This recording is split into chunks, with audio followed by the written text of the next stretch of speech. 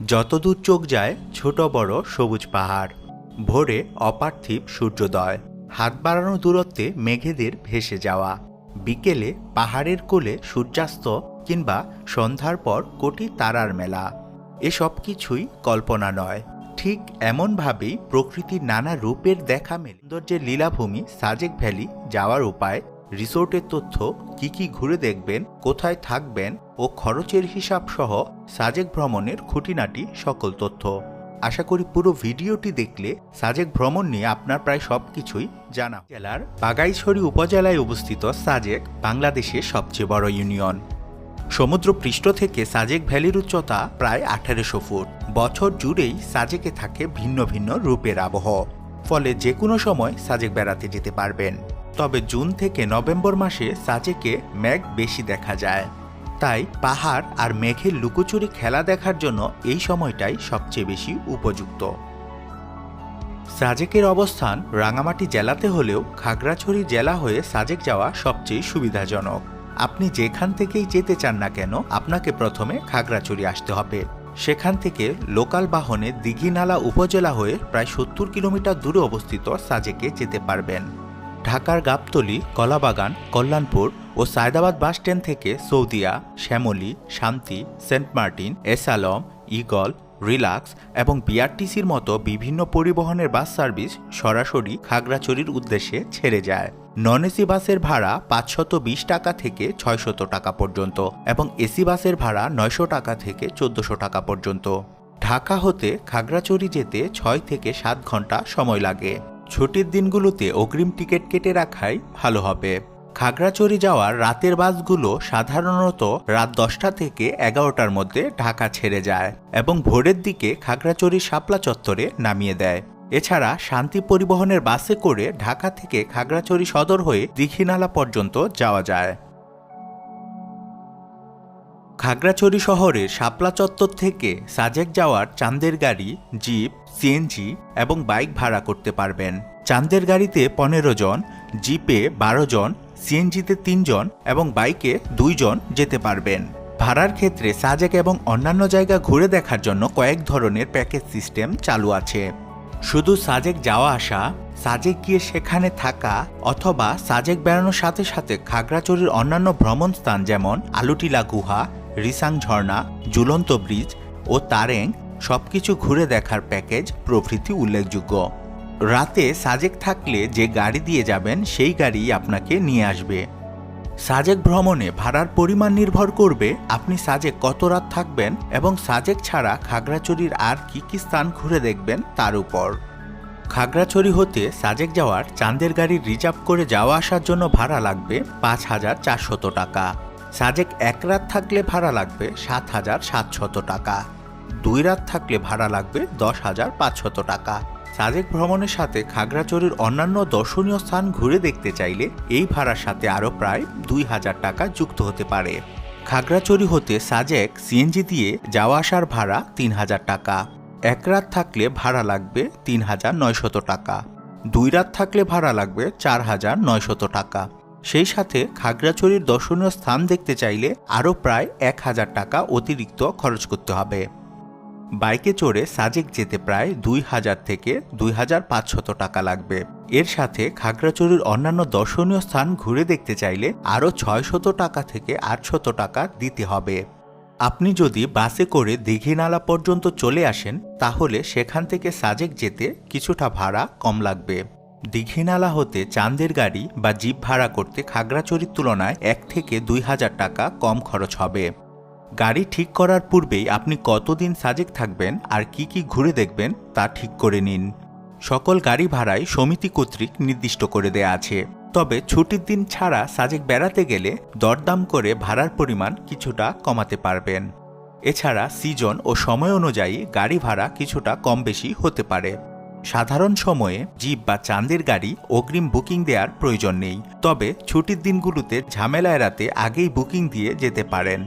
যদি আপনারা অল্প কয়েকজন হয়ে থাকেন তাহলে সাজেকের গাড়ি ঠিক করার আগে চেষ্টা করুন আপনাদের পরিকল্পনার সাথে মিলে যায় এমন কোনো গ্রুপের সাথে যুক্ত হয়ে চাঁদের গাড়ি বা জিপ রিজার্ভ করতে। এতে করে সাজেক যাওয়া আসার খরচ অনেকটাই কমে যাবে। খাগড়াছড়ি থেকে গাড়ি প্রথমে নিয়ে যাবে ২০ কিলোমিটার দূরে দীঘিনালা উপজেলায়। দীঘিনালা যেতে সময় লাগবে প্রায় ১ ঘন্টা। সেখানে আর্মি ক্যাম্প থেকে অনুমতি নিতে হয়। এই কাজ সাধারণত গাড়ির চালকরাই করে ফেলে। আপনার কাজ হবে সেখানে গাড়ির জন্য অপেক্ষা করা। তারপর সাজেকগামী সকল গাড়িকে সেনাবাহিনী নিজস্ব নিরাপত্তা তত্ত্বাবধানে সাজেক পর্যন্ত নিয়ে যায়। প্রতিদিন দীঘিনালা আর্মি ক্যাম্প থেকে সাধারণত সকাল 10টা এবং দুপুর 2টা 30 মিনিটে সাজেক যাওয়ার ব্যবস্থা থাকে। কোনো কারণে সকালের এসকর্ট মিস হয়ে গেলে আপনাকে দুপুরের এসকর্টে যেতে হবে, আর নয়তো পরের দিনের জন্য অপেক্ষা করতে হবে। দীঘিনালা থেকে সাজেকের দূরত্ব প্রায় ৪৫ কিলোমিটার এবং সাজেক পৌঁছাতে সময় লাগে প্রায় 2 থেকে 2.5 ঘন্টা। সাজেক যাত্রাপথের আঁকাবাঁকা উঁচু নিচু পাহাড়ি রাস্তা ও চারদিকের সীমাহীন সবুজের সমারোহ মাখা নৈসর্গিক প্রাকৃতিক সৌন্দর্যের রেশ অনেকদিন চোখে লেগে থাকবে। চারপাশের রূপ দেখতে দেখতে কখন সাজেক পৌঁছে যাবেন তা বুঝতেই পারবেন না। সাজেক ভ্যালিতে থাকার জন্য প্রায় ১০০টিরও অধিক রিসোর্ট ও আদিবাসী কটেজ রয়েছে। রিসোর্টের ভাড়া নির্ভর করে রিসোর্টের সুযোগ সুবিধা, রিসোর্ট থেকে সাজেকের ভিউ কেমন, পর্যটন মৌসুম এবং রিসোর্টের জনপ্রিয়তার উপর। বেশিরভাগ রিসোর্টে ছুটির দিন ছাড়া সপ্তাহের অন্যান্য দিনগুলোতে কাপল রুমের ভাড়া ১৫০০ টাকা থেকে ২৫০০ টাকা, ডাবল বেডরুমের ভাড়া ২০০০ টাকা থেকে ৩০০০ টাকা। আর ছুটির দিনগুলোতে কাপল রুমের ভাড়া ২০০০ টাকা থেকে ৩০০০ টাকা এবং ডাবল বেডরুমের ভাড়া ২৫০০ টাকা থেকে ৩৫০০ টাকা পর্যন্ত হয়ে থাকে। অনেক রিসোর্টে ৬ থেকে ৮ জন থাকার ফ্যামিলি বা গ্রুপ রুম পাওয়া যায়। এছাড়া বেশ কিছু রিসোর্টে এক্সট্রা বেড নেওয়ারও সুযোগ রয়েছে। ছুটির দিনে সাজেক ভ্রমণ করতে চাইলে আগে থেকেই রিসোর্ট বুকিং দিয়ে গেলেই ভালো হবে। এছাড়া অন্য সময় সাজেক এসেই রিসোর্ট ঠিক করতে পারবেন।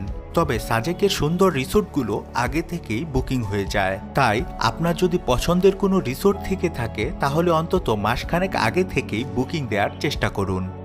সাজেকে রিসোর্ট বুকিং দেওয়ার আগে রিসোর্ট থেকে চারপাশের ভিউ কেমন, রিসোর্টের ডেকোরেশন, বিদ্যুতের জন্য জেনারেটর সুবিধা আছে কিনা, অ্যাটাচ বাথরুম আছে কিনা এবং পরিষ্কার পরিচ্ছন্ন কিনা, এই সকল বিষয়গুলো খেয়াল করে রিসোর্ট নির্বাচন করলে আপনার সাজেকের সময়টুকু নিশ্চিত আরও ভালো কাটবে। ভালো সুযোগ সুবিধা, সুন্দর ভিউ ও ডেকোরেশনের রিসোর্টগুলোর মধ্যে Sajek resort, Runmoy resort, Makpunji resort, Rungrang, মেঘমাচাং, Jumghor, Lushai cottage, Madventure, Gorba resort, Trinity, Alo resort, Lushai Gram, Meghkabbo, ঝিঝি পোকার বাড়ি, দার্জিলিং রিসোর্ট, সাজেক ক্লাসিক, খোয়ালবুক, সাম্পারি ও নিসর্গ রিসোর্ট উল্লেখযোগ্য। সাজেকের সকল রিসোর্টের ভাড়া ও বুকিং করার বিস্তারিত তথ্য দেখুন আমাদের এই ভিডিওর ডেসক্রিপশনে।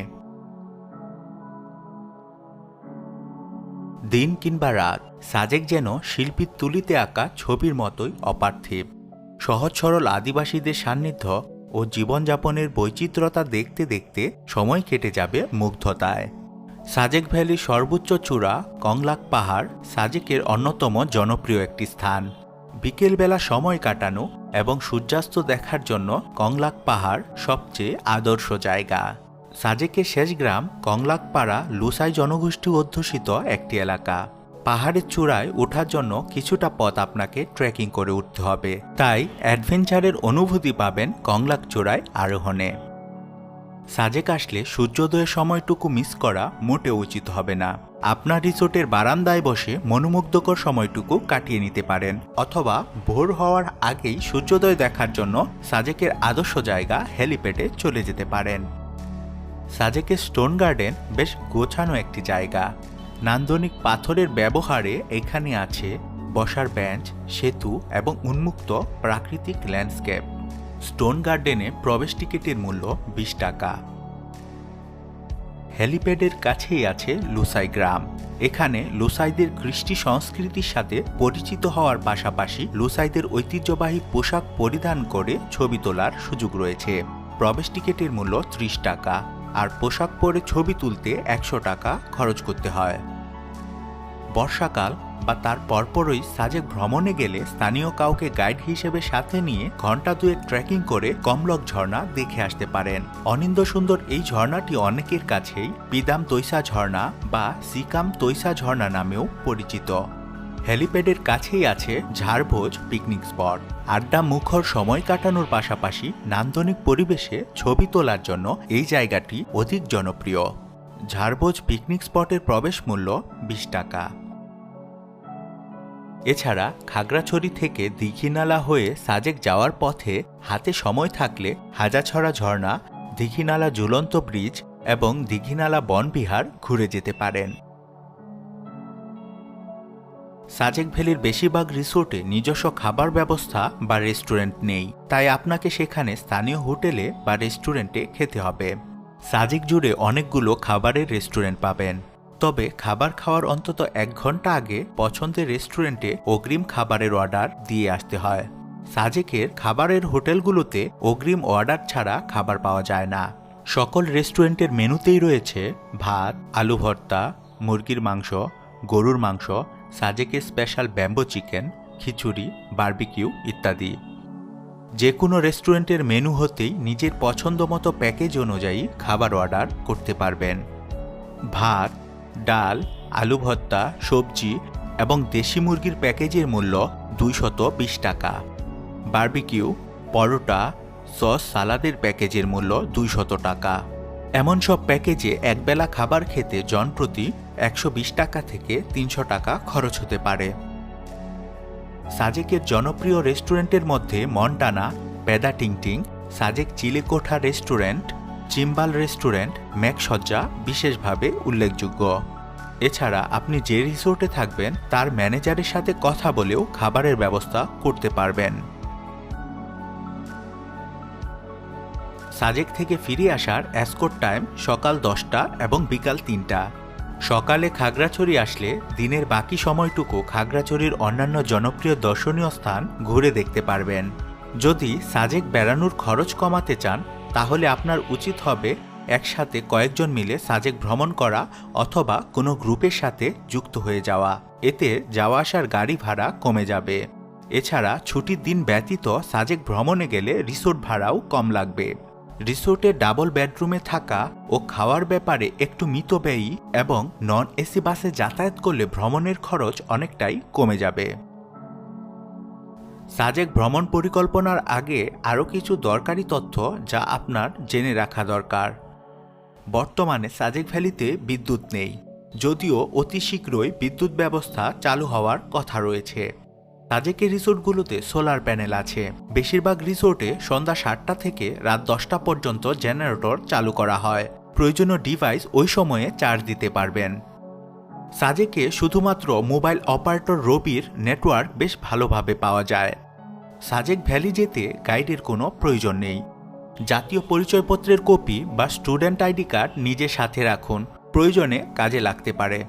খাগড়াছড়িতে থাকার প্রয়োজন হলে পর্যটন মোটেল, হোটেল গাইরিং, গাংচিল, অরণ্যবিলাস বা গিরিথেবার হোটেলকে বেছে নিতে পারেন।